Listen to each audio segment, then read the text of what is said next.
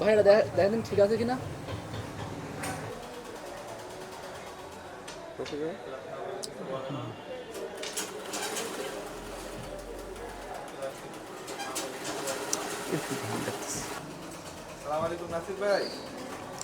ওয়ালাইকুম আসসালাম। হ্যাঁ হ্যাঁ ভাই, দাঁড়ান দাঁড়ান, 1 মিনিট 1 মিনিট, একটু ব্যস্ত আছি তো।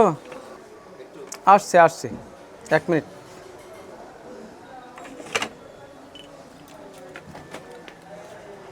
শত ব্যস্ততার ভিতরেও কিন্তু বিনোদন অভিনয় কিন্তু ভুলি নাই।